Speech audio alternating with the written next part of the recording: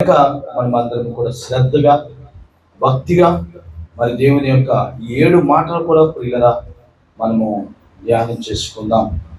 ప్రియులరా మరి మొదటి మాట నేను చెప్తుండగా శ్రద్ధగా ఆలకిద్దాం. దేవుడు నిజంగా మరి ఈ మొదటి మాటలో మనతో ఏమైతే మాట్లాడాలని అనుకున్నాడో ప్రియులరా అందుకు కూడా మరి దేవుని మహాకృపను బట్టి మరి దేవుని దయని బట్టి మనము మొదటి మాట నుంచి మనం ముందుకు వెళ్ళాలని నేను ఆశపడుతున్నాను. ప్రియులారా మరి బైబిల్ గ్రంథంలో మొదటి మాట అనేటువంటిది చాలా యేసు ప్రభు వారు మరి 9 గంటల నుంచి సిలువకి ప్రారంభమయ్యి మరి 3 గంటల వరకు కూడా ఆయన ఒక సమర్పణ, వేదన, బాధ అన్నీ కూడా దిగమింగుకుంటూ ఆయన పానార్పణ, రక్తార్పణ, మనము చేసిన ప్రతి పాపమును కూడా యేసు ప్రభు వారి మీద వేసుకుని ఆయన శిలువని బలియోగమై ఉన్నట్లుగా మనకందరికీ కూడా తెలుసు. కనుక ఈరోజు ఈ మొదటి మాట దేన్ని సూచిస్తుందంటే మన జీవితంలో తెలియలేనటువంటిది తప్పు, పాపం, ఘోరం ఇలాంటివి చేయకుండా ఈ మొదటి మాట మనల్ని ఆపుతుంది. కనుక లూకా సువార్త పరిశుద్ధ గ్రంథంలో నుంచి 23 మరి 34లో మనం చూసుకుందాం.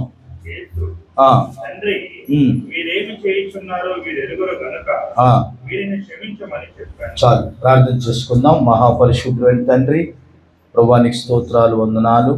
అల్పుడును దీనులు నాయన, నీ సిలువ చాటును మరుగుపరిచి ప్రభువా నా నోటికి మీరు బోరగా ఉండి మీ మాటలు గనక మీరు మాట్లాడి మీరు మహిమ పొందుకోమని యేసు నామమున ప్రార్థిస్తున్నాను తండ్రి, ఆమేన్. ప్రప్రథముగా తండ్రిని దేవునికి, కుమారుడైన యేసుక్రీస్తు ప్రభు వారికి స్తుతులు స్తోత్రాలు చెల్లిస్తూ కూడి వచ్చిన మీ అందరికీ కూడా ప్రభువైన యేసుక్రీస్తు పేరిట శుభములు పలుకుతున్నాను. యేసుక్రీస్తు ప్రభు వారు వేడుకుంటూ ఉన్నారు. క్షమాపణ గుణం అనేటువంటిది దేవుణ్ణి నమ్మినటువంటి మన జీవితాల్లో మనం కలిగి ఉండాలి. ప్రియులరా, ఎప్పుడు మనం పడిపోతూ ఉన్నాం భక్తి జీవితంలో, ఎప్పుడు మనం భక్తి జీవితంలో దేవునికి దగ్గర అవ్వలేకపోతున్నామంటే నిన్ను వల్లే నీ పొరుగు వారిని ప్రేమించు అనేటువంటిది ఎంత ముఖ్యమో అలాగే క్షమాపణ అనేటువంటిది కూడా అంతే ప్రాముఖ్యమైనటువంటిది. ప్రేమించడంలో ఉన్నటువంటి ఆనందం క్షమించే గుణంలోనూ కూడా ఉంటుంది. కనుక ఆ క్షమాపణ అనేటువంటిది ప్రియులరా చాలా గొప్పగా మరి బైబిల్ గ్రంథంలో యేసు ప్రభు వారు మనకి చెప్తున్నారు. జీవితంలో ఎప్పుడైనా ఒకటి నేర్చుకోండి, ఏంటి అని అంటే అన్ని విషయాల్లో కూడా ప్రాముఖ్యమైనది క్షమాపణ గుణం. ఈ క్షమాపణ అనేటువంటిది మనం ఎప్పుడైతే తెలుసుకుంటామో, ఈ క్షమాపణ నిజమే క్షమించడంలో ఎంత హాయిగా ఉంటుందో, క్షమించడంలో ఎంత సంతోషంగా ఉంటుందో, క్షమించడంలో ప్రియులరా ఎంత ఆనందం ఉంటుందో చాలామందికి తెలియదు. కానీ మీరు ఎప్పుడైనా చూడండి, ఒకసారి ఒక ఆయన చాలా చెడ్డ మాట్లాడాడు, చెడ్డగా నన్ను దూషించాడు. కానీ ఆయన ఏదో బాధ చేత ఒక ప్రేయర్ రిక్వెస్ట్ కోసం నా దగ్గరికి వచ్చాడు. వచ్చినప్పుడు నేను వెంటనే గేట్ తీసి రా బ్రదర్ లోపలికి రండి అని చెప్పి ఆహ్వానించి కొంచెం కూర్చోబెట్టి మాట్లాడాను. ఆయన చాలా సంతోషపడ్డాడు. ఆయన ఏమన్నాడంటే, నన్ను ఇలా మీరు రిసీవ్ చేసుకుంటారని అనుకోలేదు, నేను ఆ రోజు చేసిన పనికి నేను చాలా బాధపడుతూ వచ్చాను, నేను అలా చేసి ఉండకూడదు, నేను తప్పు చేశాను అని ఈ నా 2 చేతులు కూడా పట్టుకొని ఏడుస్తున్నాడు. నేను అన్నాను, బ్రదర్ నేను అది ఆ రోజే మరిచిపోయాను, మిమ్మల్ని నేను క్షమించాను అనేసరికి ఆ వ్యక్తి మరి ఇప్పటికీ కూడా ప్రతిరోజు కూడా ప్రియులరా లైవ్లో నా వాక్యం చూస్తాడు. ప్రతిరోజు కూడా నిజమే ఆయనకి ఒక మంచి బుద్ధి, దైవజనుడికి ఉండవలసిన లక్షణాలు సతీష్ పాల్ గారికి ఉన్నాయి. క్షమిస్తారు. ఏదైనా క్షమించేటువంటి గుణము మనం దేవుని పిల్లలమని చెప్పుకోవడం ఎంత ప్రాముఖ్యమో, క్షమించేటువంటి గుణగణాలు కలిగి ఉండడం కూడా అంత ప్రాముఖ్యమైనటువంటిది. ప్రియుల జీవితంలో పైకి రావాలని అనుకుంటారండి. ఈ క్షమాపణ గుణం అనేటువంటిది లేకపోతే ప్రియులరా ఎక్కడో అక్కడ ఉంటుంది. కనుక ఎప్పుడైనా వీలైతే మనం ఏదైనా కూడా ఇంట్లో పరిస్థితులు అవనివ్వండి క్షమించుకుంటూ, లేకపోతే బయట ఫ్రెండ్స్ అవనివ్వండి క్షమించుకుంటూ, అక్క చెల్లెలు అవనివ్వండి క్షమించుకుంటూ, ప్రతి విషయంలోనూ కూడా దేవుని ప్రియమైన బిడ్డరా క్షమాపణ అనేటువంటిది చాలా ప్రాముఖ్యమైనది. కనుక యేసు ప్రభు చెప్పినట్టు ఈ మాట లోకానికి అంతకీ చెప్పాడు యేసు ప్రభు. వీరేమి చేయించున్నారో వీరు ఎరగరు కనుక వీరిని క్షమించండి. ఫిలిప్పీయులకు రాసిన పత్రిక 2వ అధ్యాయంలో మనం చూసినట్లయితే అక్కడ చాలా చక్కనైనటువంటి మాట 6వ వచనంలో మరి లేఖనం సెలవిస్తోంది. ఒకసారి చదువుకుందాం. ఆయన దేవుని స్వరూపం కలిగిన వాడైంది, దేవునితో సమానంగా ఉండుట. చూసారా, ఇప్పుడు దేవుడు కుమారుడు దేవునితో సమానస్తుడే కదా, దేవుని కుమారుడు దేవునితో పోలినటువంటి వాడే కదా, దేవుని కుమారుడు దేవుని స్థాయిని ఎరిగినటువంటి వాడే కదా. అయినప్పటికీ కూడా ఆయన దేవుని స్వరూపము కలిగిన వాడయుండి కూడా, దేవుని పోలిక కలిగి ఉన్నవాడయుండి కూడా, దేవుని గుణగణాలు కలిగి ఉన్నవాడయుండి కూడా యేసు ప్రభువారు మరి దేవునితో సమానంగా ఉండుట విడిచిపెట్టకూడని భాగ్యమని ఎంచుకున్నా లేదు. అంటే నా తండ్రి నాకు ఏ పని అయితే అప్పగించిన పని నేను నమ్మకంగా చేస్తాను. అంతవరకు కూడా నాకు తండ్రికి ఒక ఒడంబడిక ఉంది కనుక దాన్ని బట్టి నేను ప్రియులరా ఏదైనా ఒక భాగ్యము దేవుడిచ్చాడు అనుకోండి, అది దేవుడు నాకు ఇచ్చిన భాగ్యము అని మనం స్వతహాగా ఫీల్ అవ్వాలి. దేవుడు నాకు ఇచ్చిన ధన్యత. దేవుడు కుమారుడైంది కూడా నేను దేవుడు కుమారునని ఆయన విడిచిపెట్టకూడని భాగ్యమని ఎంచుకోలేదట. నేను నా అంతట నేనేమి కూడా చేయలేదు, నా తండ్రి నాలో ఉన్నాడని లేఖనం సెలవిస్తూ ఉంది. ప్రియులరా నిజముగా యేసు ప్రభు వారు అలాగని ఉంటే ఈరోజు లోకమంతా రక్షింపబడింది. కానీ ఆయన తగ్గించుకున్నాడు కనుక తగ్గించుకున్నారు యేసు ప్రభు వారు. ఆయన ఎంచుకోలేదు నాకు అది కావాలా నాకు ఇది కావాలా, ఏమాత్రం ఎంచుకోలేదు. అన్ని కూడా విడిచిపెట్టేశాడు ఆయన. ప్రతి విషయాన్ని హోదాని చూడలేదు, హోదాని కూడా విడిచిపెట్టేశాడు. ప్రియుల కిరీటాన్ని విడిచిపెట్టేశాడు మన కోసం. అలాగే తనలో ఉన్నటువంటి ప్రియుల ఆ యొక్క మంచి ప్రథమ స్థానాన్ని కూడా విడిచిపెట్టి మన కోసం యేసు ప్రభు వారు ఈ లోకానికి వచ్చారు. మరి ప్రియులరా ఒకటి నీ జీవితంలో గుర్తుంచుకో, ఎప్పుడైనా యేసు ప్రభు అంత తగ్గించుకున్నాడు కదా, మరి నువ్వు ఎప్పుడైనా అంత తగ్గించుకున్నావా నీ జీవితంలో? ఎవరో ఎలాగో ఉంటే నీకు అనవసరం. నువ్వు దేవుని బిడ్డగా, దేవుని కుమార్తెగా, దేవుని కుమారుడిగా నువ్వు ఎలాగున్నావు అనేటువంటి దేవుడు ఈరోజు నీతో మాట్లాడు. చిన్నదే, చిన్న ఆటంకమే, అదే నీ అభివృద్ధికి అడ్డుగోడ. చిన్న క్షమాపణే, అదే నీ అభివృద్ధికి అడ్డుగోడ. ప్రశాంతమైన జీవితం ఎవరికి ఉంటుందో తెలుసా? అందరినీ క్షమించుకుంటూ వెళ్ళిపోతే దానికి మించిన ప్రశాంతత ఇంకెక్కడా కూడా దొరకదు. ప్రశాంతంగా ఉంటాం. అటు క్షమాపణ అనేటువంటిది చాలా ప్రాముఖ్యమైనది కనుక యేసు ప్రభు వారు యోహాను సువార్త 6:40 ఒకసారి మనం చూసినట్లయితే అక్కడ చాలా చక్కని మాట నేను మీకు చూపించాలని ఆశపడుతూ ఉన్నాను. కుమారుని చూచి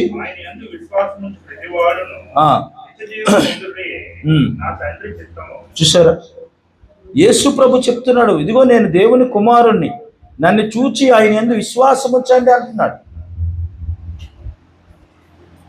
ఈరోజు మనం ఇక్కడ ఎందుకు గ్యాదర్ అయ్యాం అంటే దేవుని మాటలు వినడానికి. ఎందుకు దేవుని సన్నిధిలో ఉన్నామంటే ఆయన నీ కొరకు పాపాల కొరకు మరణించాడు అని ఆయన కొరకు ఒక విశ్వాసం కలిగి ఉండడానికి. ఎవరిని చూడాలి? నువ్వు దేవుని చూడు. ఎవరిని చూపించాలి నీలోని? నువ్వు దేవుని చూపించాలి, నువ్వు ప్రభువుని చూపించు. ప్రియమైన సహోదరి సహోదరులారా, గమనించండి. కుమారుణ్ణి చూచి ఆయన యందు విశ్వాసం ఉంచు ప్రతివాడును మనమే కాదు, ఈ లోకములో ఎంతమంది అయితే ఉన్నారో ప్రతివాడు అనంది. ఇక్కడ ప్రతి ఇంటివాడు, ప్రతి దేశంలో ఉన్నవాడు, ఎక్కడ ఉన్నా ఎలాగ ఉన్నా ప్రతి వాడును కూడా నిత్య జీవము పొందుటయే నా తండ్రి చిత్తం. చూసారా? ప్రతివాడు కూడా రక్షింపబడాలి, ప్రతివాడు నిత్య జీవం పొందాలి, ప్రతివాడు కూడా ఆయన్ని తెలుసుకోవాలి. అలాంటి వారిని యేసయ్య అంచు దినమందు వానిని లేపుదును అన్నాడు. కనుక మనమే కాదు, మన కుటుంబాల్లో అనేక మంది రక్షణ లేనటువంటి వారు ఉన్నారు. వారి సంగతి ఏంటి? అనేక మంది దేవుని ప్రియమైన బిడ్డలు గమనించండి, మనతోనే ఉంటారు, వారికి రక్షణ లేదు. వారి పరిస్థితి ఏంటి? వదిలేద్దామా? వాళ్ళకి నిత్యజీవం వద్దా? వాళ్ళకి రక్షణ వద్దా? పిల్లలు గమనించండి, నీవు పొందుకున్నటువంటి రక్షణ వారికి కూడా చాలా అవసరమండి. ప్రియమైన దేవుని బిడ్డరా, రక్షణ పొందకపోవడమే చాలా దౌర్భాగ్యం. నిత్య జీవం కావాలి. మనిషికి నిత్య జీవం చాలా అవసరం. ఆ నిత్య జీవమే రక్షణ. ఆ రక్షణ పొందుకున్నటువంటి వారిని దేవుడు అంచు దినములో వారిని లేపుతానని రాకడలో యేసు ప్రభు వారు లేపుతారు. కనుక దేవుని బిడ్డ కొంతమంది ఏం చేస్తూ ఉంటారంటే వాళ్ళ జీవితంలో వారు ఏమి కూడా అవతల వారికి ఈ మంచి మాటలు చెప్పరు. వారి జీవితంలో కొంతమంది ఏం చేస్తారంటే నేను పొందుకున్నాను కదా చాలే అని అనుకుంటారు. కానీ రక్షణ పొందుకోవడం వలన నీ పాపాలు పోతాయి. రక్షించడానికి యేసు ఈ లోకానికి వచ్చాడు. మత్తయి సువార్త 1వ అధ్యాయం 21వ వచనం, ఆమె యొక్క కుమారుని కనును తన ప్రజలు వారి పాపము నుండి ఆయన మాత్రమే రక్షించెను. చూసారా? పాపం పోవాలి ముందు. ప్రతి మనిషి మీద కూడా పాపం అనేటువంటి జీతం ఉందండి. ప్రతి మనిషి మీద కూడా పాపం అనేటువంటి జీతం ఉంది. కనుక దేవుని ప్రియమైన బిడ్డలు గమనించండి, ఈ పాపం అనేటువంటిది మనిషి మీద ఏలుబడి చేసి ఈ పాపం మనిషిని ఏం చేస్తుందంటే బలహీనతలో పడేస్తుంది, అనారోగ్యంలో పడేస్తుంది. ఏమండి? అభివృద్ధికి ఆటంకంగా ఉంది. ఏమండి? అలాగే దేవుని ప్రియమైన తలంపులకు ఆటంకంగా ఉంది. ఈ పాపం మనుషులకి ఏలుబడి చేస్తుంది. ఈ పాపం వల్ల వచ్చే జీతమే మరణం. ఆ పాపముల నుంచి రక్షించడానికి ప్రియమైన యేసు క్రీస్తు ప్రభువారు లోకానికి వచ్చారు. ఆ పాపముల నుంచి నిన్ను రక్షింపడానికి మాత్రమే యేసు ప్రభు ఈ లోకానికి దేవుని ప్రియమైన బిడ్డలా వచ్చినట్లుగా మనము చూస్తూ ఉన్నాం. చూడండి, 1 పేతురు రాసిన పత్రిక ఒకసారి మీకు చూపిస్తాను. 2:23 అక్కడ చక్కని మాట చూపించాలని ఆశపడుతున్నాను ప్రియులరా. చదువుదామా? 2:23లో ఈ రీతిగా ఉంది. నేను చదువుతాను, మీరు. ఆయన దూషింపబడి బదులు దూషింప లేదు. అయితే నువ్వు ఊరుకుంటున్నావా? దూషింపబడ్డాడు కానీ తిరిగి దూషింప లేదు. చూసారా? ఎంత మంచి దేవుని నువ్వు కలిగి ఉన్నావు. ఈరోజు మనం ఎంత మంచి దేవుని కలిగి ఉన్నాం. దూషింపబడ్డాడు కానీ తిరిగి ఆయన ఒక్క మాట ఆయన అన్నాడా? అనలే. దుర్భాషలాడారు, కానీ ఏమైనా అన్నారా యేసు ప్రభు వారు అంటే? ఏమీ అనలేదు. ఆయన దూషింపలేదు. ఆయన శ్రమ పట్టబడి బెదిరింపక న్యాయము తీర్చి దేవునికి తన్ను తాను అప్పగించుకొనెను. చూసారా, శ్రమల పాలైపోయేసి మన కోసమే శ్రమ పట్టబడ్డాడు, మన కోసమే దూషింపబడ్డాడు. కానీ అద్భుతం ఏంటంటే ఇన్ని బాధలు పడినా ఓర్చుకున్నాడు. చూడండి, అది చాలా. ఎవరైనా దొంగన్నాడు అనుకోండి, పోలీసులు తీసుకెళ్ళి లాఠీ ఎరగదీస్తే నిజాలు చెప్పేస్తారు, ఒప్పేసుకోవచ్చు. కానీ యేసు ప్రభు వారు ఓర్చుకున్నారు. ఎందుకు? మన పాపాలన్నీ ఆయన మీద వేసుకున్నారు. మన శాపాలన్నీ నిన్నెవరు శపించలేదా? దేవుని సన్నిధిలో ఒప్పుకొని ఈరోజు ఎవరు శపించలేదా నిన్ను? నీ కుటుంబం వారు నిన్ను శపించిన వారు ఎంతోమంది ఉన్నారు. నా కుటుంబంలో ఉన్న వారు నన్ను శపించిన వారు ఎంతోమంది ఉన్నారు. శపించలేదు అనుకోవడం తప్పు. మనల్ని శపించలేని వారు ఎవరున్నారంటే మొట్టమొదటి మన కుటుంబం వారే మనం శపిస్తున్నారు. ఆ శాపం కూడా నా యేసు ఆయన మీద వేసుకున్నారు. ఎవరైనా ఉంటారా అంత మంచి దేవుడు? ఆ శాపం ఆయన మీద వేసుకున్నారు కనుకే మనం ఈరోజు ఎలాగొన్నామండి. మన పాపం ఆయన మీద వేసుకున్నాడు కనుకే ఈరోజు మనకి ఈ నిత్య జీవం. ప్రియులరా, గమనించండి, ఎప్పుడైనా మీ జీవితంలో నిజంగా మీరు వింటుండగా మీ చెవులతో వింటుండగా శపించిన వారు ఎంతమంది చేయెత్తారా ఒకసారి?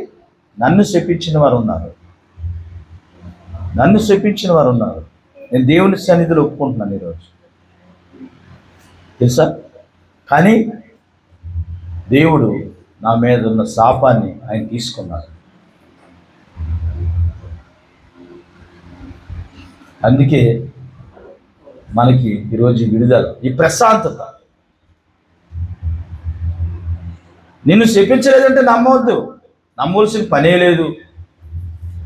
ఎందుకని అంటే ఈ లోకంలో ఉన్నటువంటి నైజం ఏంటంటే ఒక మనిషి బాగుపడితే, ఒక కుటుంబం బాగుపడితే నోటంట ముందు వచ్చేది శాపనార్థమే. ఆ మనిషి ఎంత బాధల్లో ఉన్నాడో, ఆ సహోదరి ఎంత బాధల్లో ఉందో, తను ఎందుకేమని అనడం, మన నోటంట దూషించడము, శపించడం అని ఆలోచించే దినాల్లో ఉండాలని మనం. ఒక మనిషిని అనడానికి సరిపోము. ఒక మనిషిని నువ్వేమీ అనకూడదు. దానికి ఈ వాక్యమే మనకు అడ్డం. యేసు ప్రభు చెప్తున్నాడు, మన పాపములట, చదవండి అక్కడ ఆ మాటను చూడండి ఒకసారి. నీతి విషయమై జీవించినట్లు ఆయన తన శరీరమును అందు మన పాపముల మ్రాను మీద మోసుకొనెను.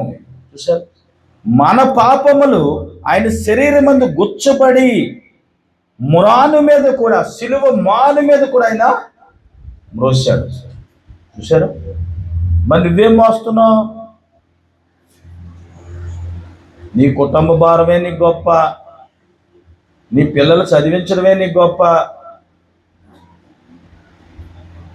లోకభారమంతా మోసుకుని పోవచ్చున్న దేవుని గొర్రె పిల్ల యేసు ప్రభు. నేను అంటాను, ఇక్కడ కూర్చున్న మీ అందరికి సూటి ప్రశ్న వేస్తాను చూడండి. నువ్వు మోస్తున్నది ఏమీ భారం కాదు, నీ కోసం నువ్వు బ్రతుకుతున్నావు అంతే. పక్కలకు చెప్పండి ఆ మాట. నువ్వు మోస్తున్న భారం ఏంటి? నువ్వు మంచి బట్టలు వేసుకోవడం కోసం కష్టపడుతున్నావు, నువ్వు తినడం కోసం కష్టపడుతున్నావు అంతే. నీ లైఫ్ ఏదో చూసుకోవడానికి నువ్వు కష్టపడుతున్నావు తప్పించి నువ్వేం భారం మోస్తున్నావు? భారం అంటే ఏంటో తెలుసా? భారం అంటే దుఃఖించబడాలి, బాధింపబడాలి, దున్నబడాలి, విత్తబడాలి, ముయ్యబడాలి. దాన్ని భారం అంటారు. భారం ఎక్కడుందా? ఈ మధ్యకాలంలో ఒక ఆయన చనిపోయాడు, చాలా మంచోడు. చనిపోతే ఆ కుటుంబస్తులు ఆపే ఎందుకు ఎడతావు, పోయినాడు పోయాడు కదా అంటున్నారు. నాకు ఈ చెవులను విని నాకు భలే బాధ అనిపించింది. చూసారా ఏంటది? మనస్ఫూర్తిగా ఏడంటారా? పోయినాడు పోయాడు అంటే అడ్డు అప్పు లేకుండా అయిపోయిందనే కదా. పోయినాడు పోయాడంటే భారం లేదనే కదా. పోయినాడు పోయాడంటే భయం చెప్పేవాడు లేడని కదా. పోయినాడు పోయాడంటే కొంతమంది మాటలు అలా ఉంటాయి. ఒకసారి ఇక్కడి నుంచి ఒక 9 కిలోమీటర్లు నేను వెళ్ళాలి భరించాను. అది పెద్ద వర్షం. అక్కడికి వెళ్ళిన తర్వాత నేను వెళ్ళేంత వరకు శవం చుట్టూ ఎవరు లేరు. నేను వెళ్ళి ఇలాగా బయటకు అడుగు పెట్టాను బండిలోంచి. ఆ ఇంట్లోంచి నలుగురు, ఈ ఇంట్లోంచి నలుగురు, ఆ ఇంట్లో నలుగురు ఏడ్చుకుని వచ్చేస్తున్నాను. నేను అన్నాను, ఏమన్నా ఎంతవరకు ఏడ్చారా అన్నాను. ఎంతవరకు ఏడ్చారా? ఇందులో ఈ చనిపోయిన ఆవిడ మీకు ఇందులో అక్క అవుద్ది, చెల్ల అవుద్ది, వదిన అవుద్ది, మరదలా అవుద్ది. ఏడ్చారా? ప్రియమైన దేవుని బిడ్డలు గమనించండి, ఎప్పుడైనా ప్రతి మనిషి మరణం కూడా నా యేసు ఆయన మీద వేసుకున్నాడు.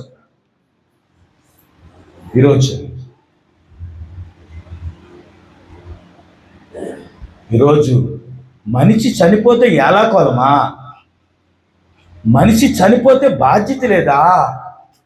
మనిషి చనిపోయిన వెంటనే బంధుత్వం తెగిపోయిందా? ఎంత దౌర్భాగ్యమైనటువంటి లోకంలో జీవిస్తున్నావు తెలుసా నువ్వు? ప్రియమైన దేవుని బిడ్డ గమనించు, మనిషి శరీరం వెళ్ళిపోయింది కానీ ఆ గుర్తులన్నీ నీ దగ్గరే ఉన్నాయి. శరీరం దేహం ఒకటే ఉండదు కానీ ఆ గుర్తులు ఉన్నాయి చూడండి, అవి ఎప్పుడు నిన్ను విడిచి పో. ఎవరు ఎన్ని అనుకున్నా నీకు అనవసరం. కానీ నువ్వు ప్రేమించే వ్యక్తిని జీవితాంతం కూడా నువ్వు ప్రేమిస్తూనే ఉండాలా. ఎవరు ఎన్ని చెప్పినా నీ జీవితంలో నువ్వు ప్రేమించే వ్యక్తిని కడ ఊపిరి వరకు కూడా నువ్వు ప్రేమిస్తూనే ఉండాలా. యేసు ప్రభు నిన్ను ప్రేమించాడు, ఆయన నువ్వు ప్రేమించు. నీ పాపములు ఆయన మీద వేసుకున్నాడు, నీకు విడుదల ఇచ్చాడు. ఆయన్ని ప్రేమించు. నిజదేవుడు సత్యదేవుడు కనుక దేవుడి ప్రియమైన బిడ్డలు గమనించండి, బైబిల్ సెలవిస్తుంది ఏంటో తెలుసా? ఆయన పొందిన గాయముల చేత మీరు స్వస్థత పొందితిరి. హల్లెలూయా. ఆయన పొందిన దెబ్బల చేత, గాయముల చేత మనము స్వస్థత పొందుతున్నాం. ఈరోజు వైద్యము ద్వారా స్వస్థత అనేటువంటి మాట, డాక్టర్లు సర్జరీ చేయొచ్చు, ఇంజెక్షన్ చేయొచ్చు, మెడిసిన్ ఇవ్వచ్చు, కానీ హీలింగ్ చేసేవాడు మాత్రం నా యేసు మాత్రం. ఆయన ఒక్కడే హీలింగ్ చేస్తాడు. ఎంత ఖరీదైన మందులు వాడచ్చు ప్రియులరా, కానీ అవి పని చేసేలాగా శరీరం మీద స్వస్థపడడానికి ఆయన గాయముల చేత మీరు స్వస్థతను పొందుకున్నారు. ఇది అండర్లైన్ చేసుకోండి. ఆయన పొందిన 39 కొరడా దెబ్బలు, ఇక్కడ 13, ఇక్కడ 13, కిందన 13, మొత్తం 39, 39, 13, 13, 26, ఈ కిందన 13, 39 కొరడా దెబ్బలు అలాగ కొట్టారు యేసయ్య. ఎందుకనంటే మనిషికి ప్రాముఖ్యంగా ఈ రెండు కూడా ఫస్ట్ హ్యాండిల్ చేస్తారు. మనిషి జీవోత్సవం అవడానికి, తర్వాత ఈ కిందన హ్యాండిల్ చేస్తారు. ఎందుకంటే కనీసం స్థిమితం లేకుండా చేయడానికి అలాగ గాయపరచబడ్డాడు యేసు. 39 కొరడాలు. ఆ గాయముల ద్వారాగానే ఈరోజు నీకు స్వస్థత, ఆ గాయముల ద్వారాగానే మనకి స్వస్థత, ఆ గాయముల ద్వారాగా యేసు నీ గాయముల ద్వారాగానే నాకు స్వస్థతని ఎవరైతే పలుకుతారో వారిని యేసు స్వస్థపరుస్తాడు. వాళ్ళని యేసు స్వస్థపరుస్తాడు. ప్రియమైన దేవుని బిడ్డలు గమనించండి, అన్ని గాయములు కూడా యేసు ప్రభువారు మీ కొరకు పొంది ఉన్నారు. దానికి కలిగిన కారణం ఏంటో తెలుసా? అంటే ఆయన దెబ్బలు పొందితేనే కానీ మీకు స్వస్థత లేదు. ఎప్పుడైనా ఆ విశ్వాసంలో, ఏ విశ్వాసం అయితే ఉందో మనకి, ఆ విశ్వాసంలోనికి మనం వెళ్ళాలి. దేవుణ్ణి నమ్మడం, చర్చికి వెళ్ళడం, ఇది ఒక క్రమం. కానీ దానికి మించి ఇంకోటి ఉంది. ఏంటో తెలుసా? అది విశ్వాసం లోపలికి రా. లోపలికి, విశ్వాసం లోపలికి రావాలి. పై విశ్వాసం లోపలికి వెళ్ళి కొద్ది మనకు తెలుస్తుంది. అందుకే యేసుప్రభువు ఏమన్నాడు? నా మార్గము ఇరుకు మార్గం, నా మార్గము ఇరుకు మార్గం, విశాల మార్గం నాది కాదని చెప్పాడు. కానీ ఎందుకు ఆ మాట చెప్పాడంటే, మొట్టమొదటిగా యేసుప్రభు చెప్పిన మాటలన్నీ కూడా అద్భుతాలే. నచ్చినోడు వస్తారు, నచ్చలేనోడు మానేస్తారు. విశాలమైన మార్గం బాగానే ఉంటుంది. అందులో ఏముంటుందంటే గర్వం, అహంకారం, జీవపు డమ్మము, ఈ లోకములో ఉన్నటువంటి ఆశలు అన్నీ కూడా విశాల మార్గంలో ఉంటాయి. తుదకి మరణం ఎక్కడికి తీసుకెళ్తుంది? నిండా 60 సంవత్సరాల బ్రతుకులు మనం చూస్తూ ఉన్నామా అనేది దినాన్న మనిషి చిన్న వయస్సులోనే మరణిస్తూ ఉంటుంది. కారణం విశాలమైన మార్గం. ప్రియమైన దేవుని బిడ్డ, నీకు బాధ వచ్చిందా? అప్పుల్లో ఉన్నావా? భయపడకు, విశ్వాసంలోనికి రా. అనారోగ్యంతో ఉన్నావా? భయపడకు, విశ్వాసంలోనికి రా. బాధలతో ఉన్నావా? భయపడకు, విశ్వాసంలోనికి రా. నీకు అన్నిటినీ కూడా సరిచేసే శక్తి నా యేసయ్యకు ఉంది. ఆయన చేస్తా.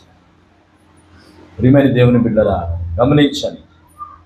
ఒక ఆయనట తన జీవితంలో ఖరీదైంది ఏదైనా కొనుక్కోవాలనుకుని ఆశపడ్డాడట. ఖరీదైంది. దేవుడు ఆయనకి అప్పటికే చాలా అద్భుతమైన గిఫ్ట్లు బోల్డ్ ఇచ్చాడు. కానీ ఆయన వెళ్ళి ప్రార్థన చేస్తాడు, ప్రభా ఇంకా నేను రిచ్ని అనుభవించాలా, ఇంకా నేను గొప్పవాడిని అయిపోవాలని ప్రార్థన చేసుకుంటాడు చర్చి బయట. ఇంకొక ఆయన ప్రార్థన చేసుకుంటాడు, ఏమని తెలుసా? ప్రభువా ఈ వస్త్రాలను ఇచ్చావు, ఎంతోమంది ఈ ఆకులు వేశారు, ఈ పదార్థాలు తినలేని స్థితిలో ఉన్నాను, కానీ ఆకలి నాకు తినమని చెప్తుంది కనుక నేను తినాలి. ఇది లేని వాళ్ళు ఎంతమంది అయితే ఉన్నారు, కానీ ఈ భోజనం నాకు ఇచ్చావయ్యా అని ప్రార్థన చేసుకుంటున్నాట. ఈ రిచ్ మ్యాన్ ఒకసారి కళ్ళు తెరిచి చూసాడు, ఈ పక్క చూసరికి చిరిగిపోయిన అరిట, దానిలో పులిహార, తెల్లన్నం, అనేక రకమైన రంగురంగుల భోజనాలు, రకరకాలైనటువంటి కూరలు. అడిగేటట, ఎక్కడి నుంచి వచ్చింది ఈ ఆహారం అంటే, అయ్యా నేను ఇంటింటికి వెళ్ళి అడుక్కుంటే చీకిపోయి 3 నెలలు అయిందయ్యా, ఈ బట్టలు వేసుకుంటున్నాను, బట్టలు లేవు, నా బ్రతికితే నేను అని అన్నాడు. అప్పుడు ఇది ఇచ్చి నేను వెంటనే మోకాళ్ళు వేసి, ప్రభువా ఈ దీనుడు ఏమీ లేని స్థితిలో ఉన్నవాడు నీ మీద ఎంత విశ్వాసంలో ఉన్నాడన్నాయా, నువ్వు ఇంత ఇచ్చినా కూడా ఇంకా నాకు కావాలి, ఇంకా నాకు కావాలని నేను అడుగుతున్నానయ్యా.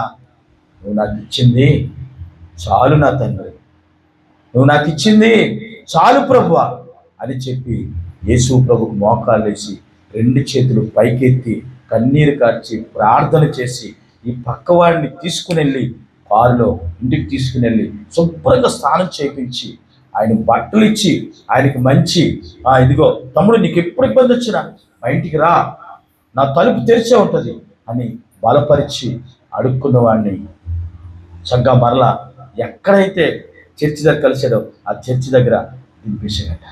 విషరప్రియురా అంటాను, నువ్వు మోసేది ఒక భారం కాదు, కిందను చూడు ఎంత భారం మోస్తూ ఉన్నారు. నువ్వు అనుకుంటూ ఉన్నావు దేవుని ప్రియమైన బిడ్డరా, ఈరోజు 11 సంవత్సరాల అమ్మాయి, ఆ అమ్మాయిని రోజుకి డయాలసిస్ తీసుకెళ్ళాలి, వారానికి కంపల్సరీ డయాలసిస్ తీసుకెళ్ళాలి. ఎంత డబ్బు కావాలో తెలుసా? ఆయన వచ్చి జీతం అంతా కూడా ఆ కూతురు కోసమే ఖర్చు పెడుతూ, నా కూతురు బతకాలి, నా కూతురు బతకాలి అని ఆ తండ్రిలో ప్రయాస, కన్నీరు ఉందే, ఆయన నిజమైన తండ్రి అండి. ఎందుకో తెలుసా? కూతుర్ని బతికించాలని ఆ సాయంలో ఉంది కనుక వచ్చిన జీతం అంతా కూడా కూతురు కోసం పెడతా ఉన్నాడు నిజమైన తండ్రి. ఈరోజు నువ్వు దేనికోసం బాధపడుతున్నావు సహోదరి, సహోదరుడా? నీ పిల్లలకి దేవుడు మంచి ఆరోగ్యం ఇచ్చాడు, నీ బిడ్డలకి దేవుడు మంచి హెల్త్ అవేర్నెస్ ఇచ్చాడు కదా. దేనికోసం కృంగిపోతున్నావు? ఇంకా ఏం కావాలి ఈ లోకంలో? ఆయన పొందిన దెబ్బల చేత నీ బిడ్డలకి స్వస్థత కలుగుతుంది. ప్రియులరా, ఎప్పుడైనా చూడండి, మన జీవితాల్లో మీరు ఒకసారి చాలా విధాలైనటువంటి ఆసుపత్రుల్లోని వింటున్నటువంటి మాటలు, అక్కడ ఉన్నటువంటి పేషెంట్స్ని చూస్తూ ఉంటే మనకు అనిపిస్తూ ఉంటుంది, దేవా ఎంత మంచి దేవుడు అయ్యా, నా కూతుర్ని ఇంత మంచిగా ఉంచావయ్యా, అయినా నేను ఇంకా ఏదో నిన్ను అడుగుతున్నానయ్యా. ప్రియులరా, ఒక ఆయన అయితే వాళ్ళ కూతురికి కాళ్ళు లేవు, కాలు రావాలని ఎక్కడెక్కడో తిరుగుతూ ఆఖరికి ఒక ప్లాస్టిక్ కాలు వేస్తే ప్రియులరా, ఆ అమ్మాయి సెట్ అవ్వలేదు, నడవలేకపోతుంది ప్రియుల, ఏడుస్తుంది, నాన్న నాన్న అని. నీ కూతురికి దేవుడు కాళ్ళు ఇచ్చాడు.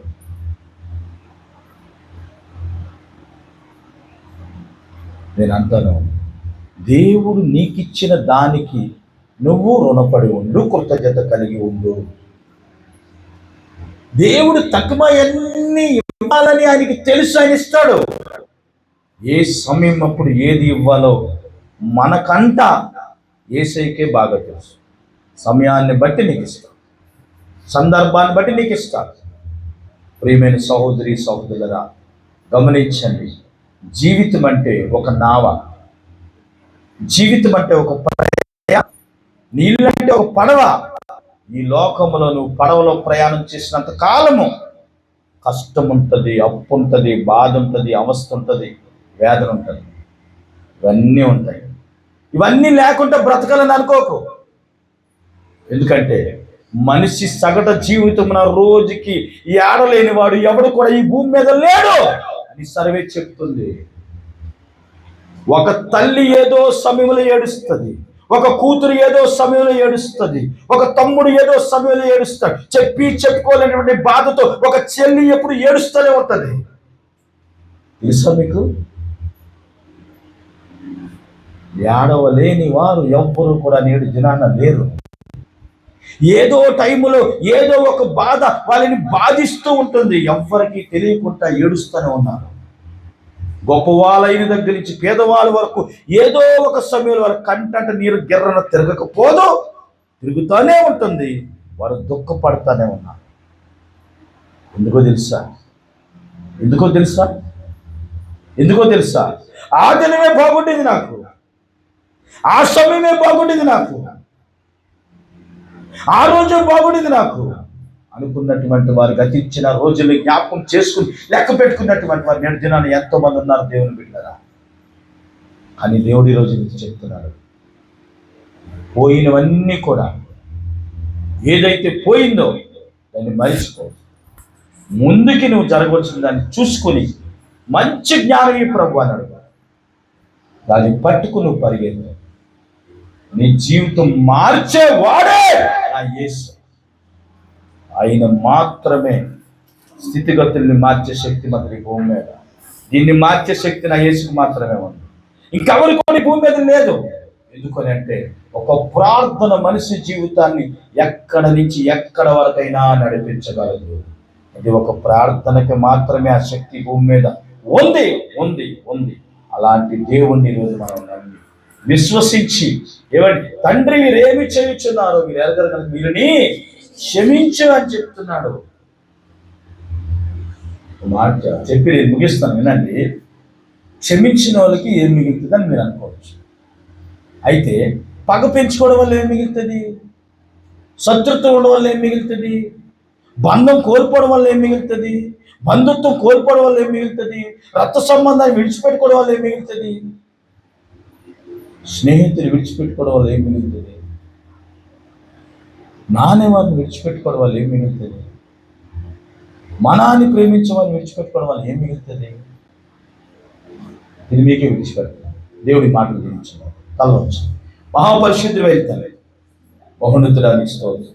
తండ్రి, మీరేమి చేయించున్నారు మీరెరుగురు కదా, దీన్ని క్షమించమని ప్రభువా మీరు మాట్లాడు. రోజు నా తండ్రి, నాయనా మమ్మల్ని క్షమించే దేవుడివి, దేవానికి స్తోత్రం.